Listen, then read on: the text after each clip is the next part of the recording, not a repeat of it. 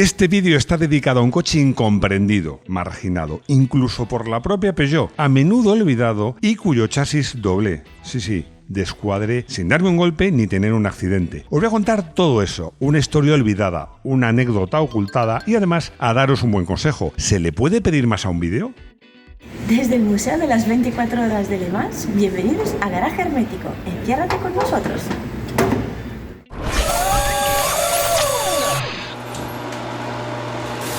Ahora os contaré el consejo, pero os voy a dar un pequeño adelanto. ¿Queréis que nos veamos los tres? Los tres me refiero a ti, al que se oculta detrás de la cámara, y a mí en el Jarama el 31 de mayo y el 1 de junio. Este es un vídeo muy especial porque me encantan las historias, las curiosidades y las anécdotas. Ya lo sabía yo.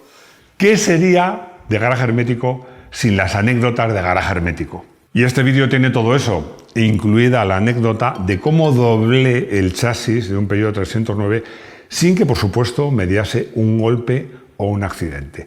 ¿Tú crees que es posible? Ya verás que sí. Me voy a centrar un poco más en los GTI al final, cuando cuente cómo iban, porque son los que más me gustaban, obviamente. Pero como somos fieles a nosotros mismos, vamos a empezar esta historia por el principio. Y el principio no es en 1985, no. El principio es bastante antes. Peugeot compra Talbot.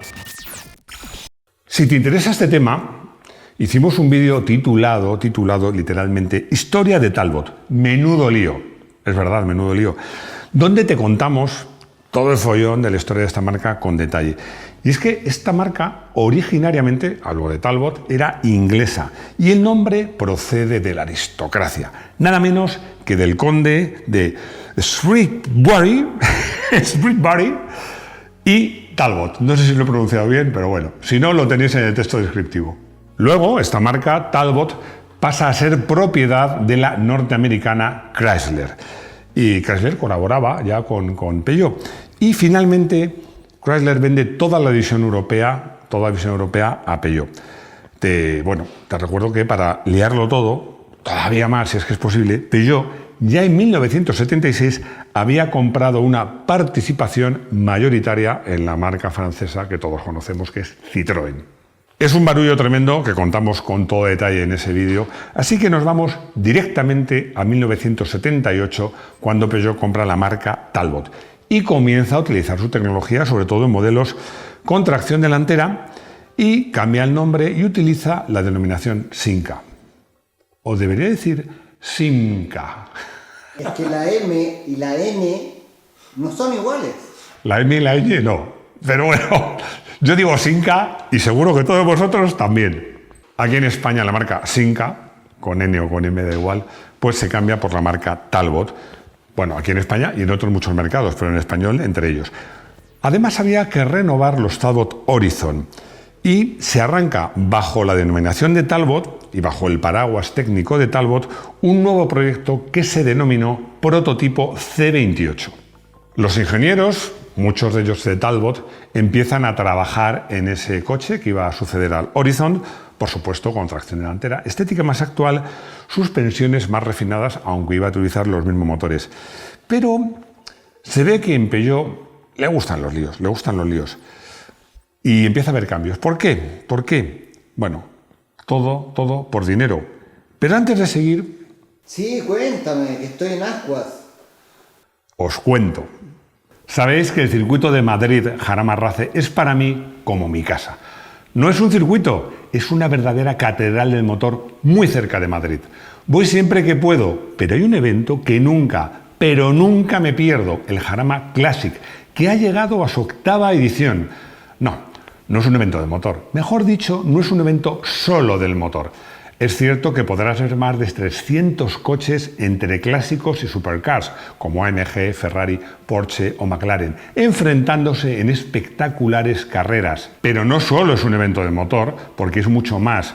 Una posibilidad de pasarlo bien en familia o con amigos, con actividades dentro, pero también fuera de la pista. Un verdadero parque de atracciones con exposición de clásicos, entre ellos la fantástica colección de la Fundación RACE, cars, carreras de slot, mercadillos, food trucks y actividad incesante en pista. Si vives en Madrid o en los alrededores, no faltes.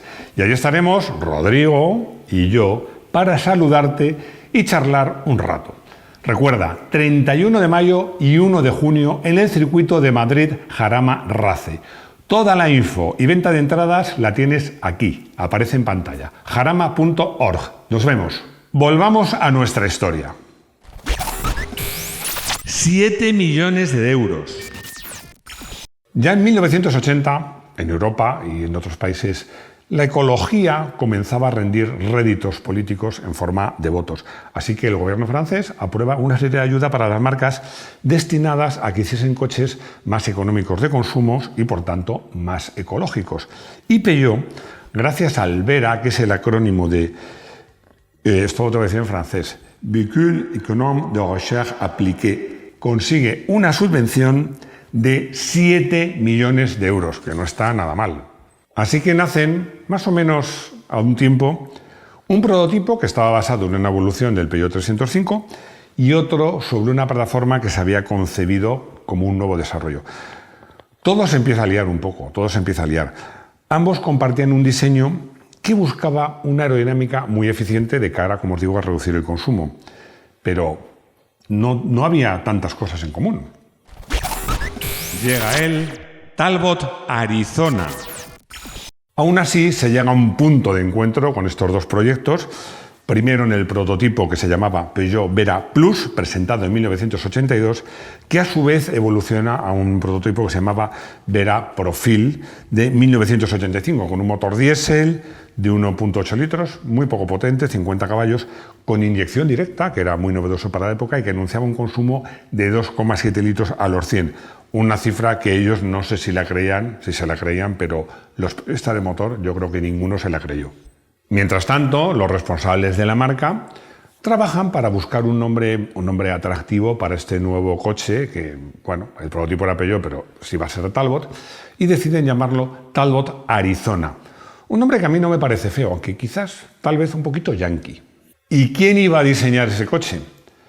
Bueno, curioso porque normalmente en esa época Peugeot recurría a Pininfarina para diseñar sus coches. Ahora ya en la actualidad se han perdido las buenas costumbres. Lo que sucede es que, bueno, deciden que la línea del prototipo, que era muy aerodinámica, que además tenía la particularidad que era un 3 volúmenes de mentira, porque hacía una forma como de pequeño maletero, pero tenía portón trasero, pues que está bien, y deciden hacer un coche de diseño propio basado en estos prototipos. ¿Seguro que todo esto te parece un lío? Pues no te preocupes, que se lía más, porque se ve que a Peugeot pues parece que les gusta un poco complicarse la vida. ¿Por qué 309? Y no 206 o 306. Es curioso porque después de gastarse un verdadero dineral en cambiar la marca de Chrysler o Chrysler a Simca o Simca, que claro, imaginaos, todos los concesionarios, todo, incluso los propios coches, es un dineral. Y luego, de Simca a Talbot, pues los mandamases de Peugeot, que ya no era Peugeot, era Peugeot Sociedad Anónima, PSA, deciden que la marca Talbot, que no les mola. Y que todos los nuevos modelos desarrollados, y los que ya se vendían, indistintamente que estén desarrollados por Peugeot o Talbot, van a venderse con la marca Peugeot. Ya se había decidido que este modelo se iba a vender bajo la marca Peugeot, pero ¿qué denominación de modelo? Bueno, los periodistas ya sabían que si hubiese sido Talbot se hubiera llamado Arizona. Y cuando se supo el cambio de rumbo, pues pensaron que este coche se podía denominar 206. ¿Por qué? Porque estimaban que el futuro Peugeot 309 era más o menos un 205 con culo, con maletero separado, un poco más grande, pero no era así. Os vais a reír, pero os voy a contar una cosa que no siempre se cuenta. Y es que en el nombre de este modelo, que ya os he adelantado, que es un modelo que nunca gustó a los fieles de Peugeot, ni siquiera a los propios concesionarios, pues este nombre ya suponía en cierto modo un estigma, porque en ese momento la marca estaba apostando, los coches que vendía acababan en la denominación número 5, acababan en 205. No se les ocurrió llamar a este coche con una denominación acabada en 5, pero tampoco se les ocurrió la 6, porque esto significaba que era la nueva generación de Peugeot, y no era así. quisieron hacer ver a todos, incluso a los futuros compradores, que este modelo era otra cosa, era una especie de oveja negra, y de ahí una denominación completamente atípica para la marca en ese momento, que fue finalmente 309. Y por fin, en el Salón de París de 1985, se presenta el Peugeot 309. Pese a todo, un éxito. Recuerdo una conversación larga, muy larga, que tuve en estos años con el que era responsable de comunicación de Peugeot en España. Yo creo que es la persona que conozco que más ha hecho porque toda la prensa del motor acabase odiando a la marca Peugeot. Esta conversación tuvo lugar en un largo viaje por el desierto, del que os he hablado en otras ocasiones, que se hacía con todos los modelos de la marca Peugeot que tenía en ese momento, y comentábamos que el 309 parecía menos rígido, de esto volveremos a hablar, que otros modelos de la marca, incluido el más modesto y el más pequeño 205. Y este señor se hartó de decirme que realmente el Peugeot 309 no era un verdadero Peugeot. No, para nada. Es que yo creo que esto sucedía, bueno, no lo creo, tengo la certeza de que sucedía incluso en la red de ventas, que casi se avergonzaban de este coche que consideraban un heredero para mal del Talbot Horizon, o el Simca Horizon, porque este modelo es cierto que era un buen coche, pero tuvo ciertos problemas de fiabilidad y de acabado. Pese a todo esto, pese a todos los agoreros, pese a tener, como se puede decir, casi todo en contra, el 309 acabó siendo un éxito. Se vendieron más de 1,6 millones de unidades. Y en este éxito tuvieron mucho que ver las versiones deportivas, la GTI, que lo había con 8 válvulas, que probé bastante, y la 16 válvulas, que probé mucho más a fondo si cabe. ¿Cómo se dobla un coche? Me refiero a doblar un chasis, evidentemente, sin un impacto, sin un choque, sin un vuelco, nada de eso. Os lo voy a explicar, pero antes os tengo que poner antecedentes. Y es que en esos años recuerdo que todas las revistas del motor pugnábamos por sacar, tanto en portada como en el interior, las fotos más salvajes posible. Era como dar a entender que éramos los que más a fondo probamos el coche, más al límite lo llevábamos. Debo de decir, no sin cierto orgullo, incluso si queréis con cierta inmodestia, que la revista para la que trabajaba, que no voy a decir el nombre porque no es ni sombra de lo que es, éramos, de lo que era, quiero decir, éramos de lejos los mejores haciendo fotos salvajes. Hicimos una sesión de fotos para mí histórica. Era una comparativa de varios GTIs. Era una curva de 180 grados, pero en realidad no era una curva, es que era una carretera que tenía un desvío así, en bajada, la tomábamos esa curva, había un desnivel tal que los coches se ponían en dos ruedas, saltaban, era bastante bestia. Saltaban en pleno apoyo. Bueno, lo cierto es que los coches, estos GT iban muy bien y soportaban esta prueba extrema francamente bien y se comportaban francamente bien.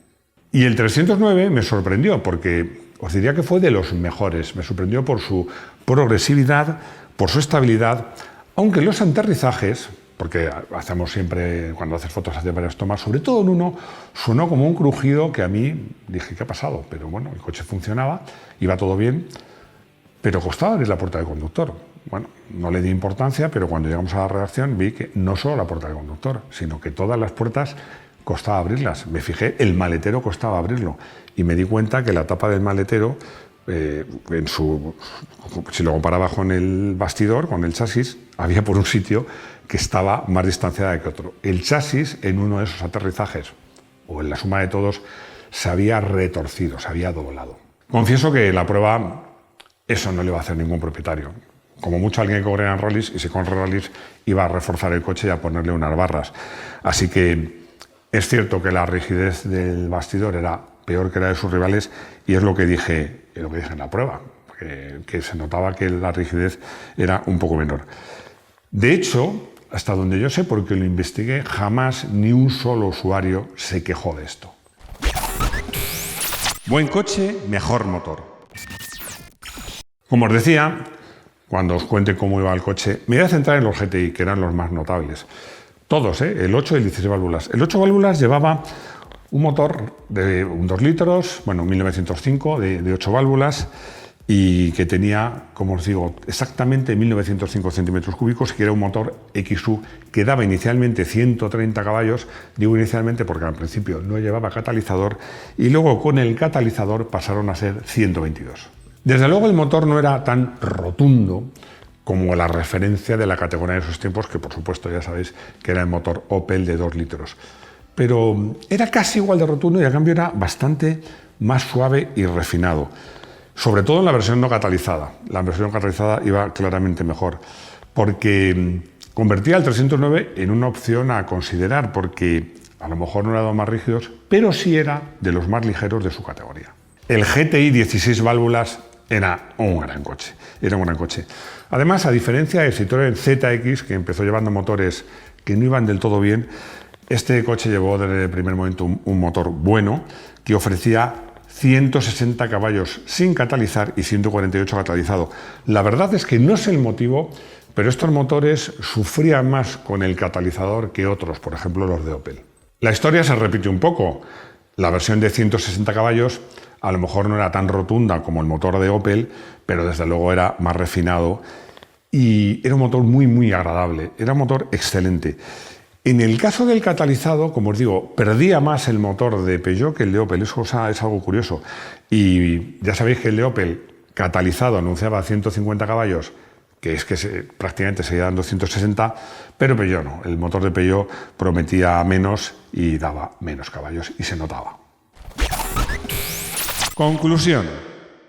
Pese a su complicado parto, vamos a decirlo así, pese a no tener la rigidez de otros modelos de su marca o de la competencia, pese a no tener quizás un acabado tan bueno como el de otros modelos Peugeot de su momento, y pese a ser, yo diría que casi maltratado por su propia marca, el 309 fue un buen coche. Y sus versiones, las versiones GTI deportivas, unos coches ahora como clásicos plenamente recomendables.